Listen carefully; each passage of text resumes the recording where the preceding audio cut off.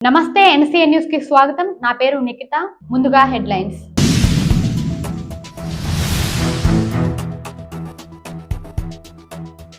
19 రోజుకు చేరిన న్యాయవాదుల నిరవధిక రిలే నిరాహార దీక్షలు.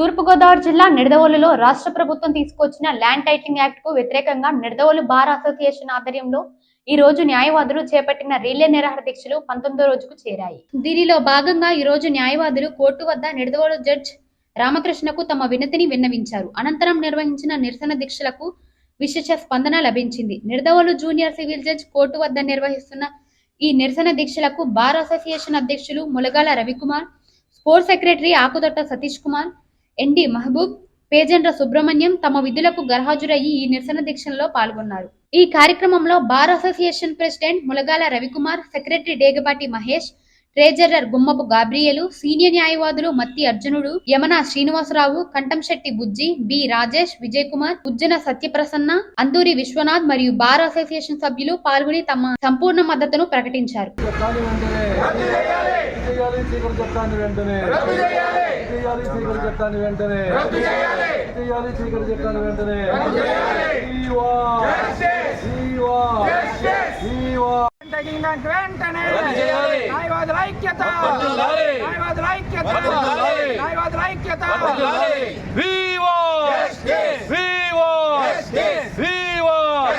రద్దు చేయాలి ఏపీ ల్యాండ్ టైటిలింగ్ యాక్ట్ వెంటనే, ఏపీ ల్యాండ్ టైటిలింగ్ యాక్ట్ వెంటనే, రద్దు చేయాలి చీకటి చట్టాన్ని వెంటనే, రద్దు చేయాలి చీకటి చట్టాన్ని వెంటనే.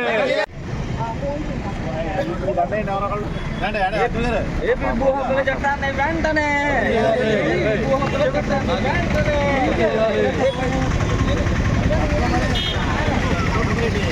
టెస్ట్ సార్ ముందు స్లాగం చూడండి.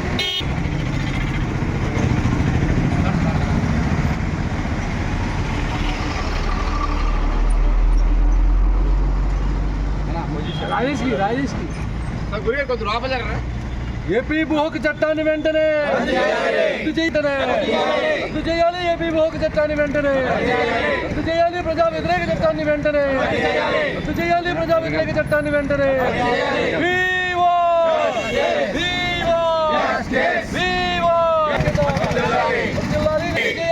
చీకటి చట్టాన్ని వెంటనే చేయాలి, చీకటి చట్టాన్ని వెంటనే చేయాలి, ఏపీ ల్యాండ్ టైటిలింగ్ యాక్ట్ వెంటనే.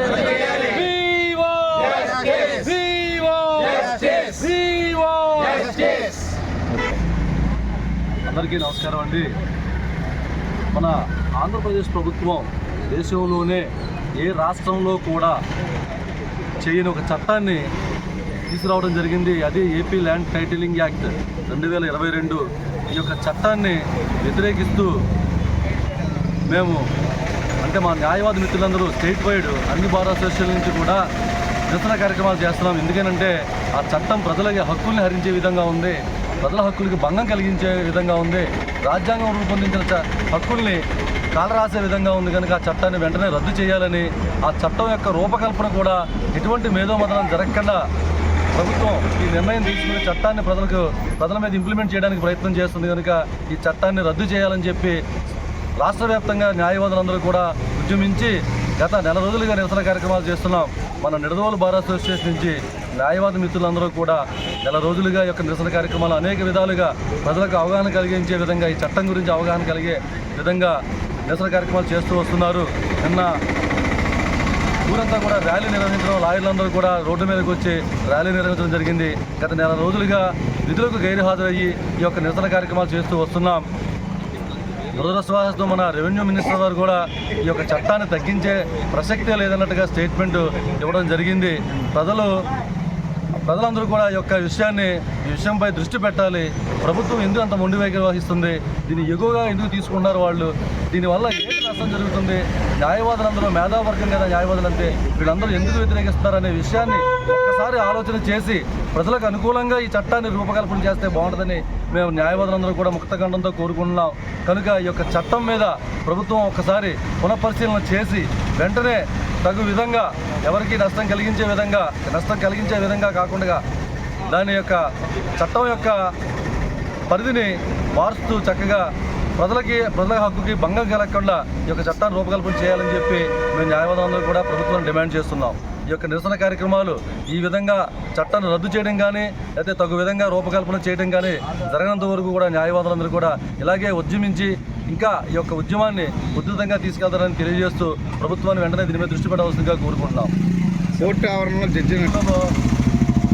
ఈ యొక్క చట్టం యొక్క విషయం జడ్జిలకి తెలుసు, అదేవిధంగా న్యాయవాదులందరికీ తెలుసు. దాని పరిణామం ఎలా ఉంటుంది, ప్రజలకు ఏ విధంగా ఎంతవరకు ఉపయోగపడుతుంది, ఎంతవరకు నష్టం కలిగిస్తుంది అనే విషయం అందరికీ తెలుసు. అదే విషయాన్ని జడ్జి గారికి వివరించే ఉద్దేశంతో ఆయన దగ్గరికి వెళ్ళి ఈ విషయాన్ని మేము ఈ నిరసన కార్యక్రమంలో భాగంగా ఆయనకి విన్నవించడం జరిగింది. ఈ చట్టం యొక్క దుష్పరిణామం ఏ విధంగా ఉండదో మా జడ్జి గారికి వివరించడం జరిగింది. ఈ రోజున ఈ యొక్క కార్యక్రమం ఇదే విధంగా ఇంకా ప్రజల్లోకి తీసుకెళ్ళడానికి మేము అనేక విధాలుగా నిరసన కార్యక్రమాలు చేస్తామని తెలియజేస్తూ సెలవు తీసుకుంటాం.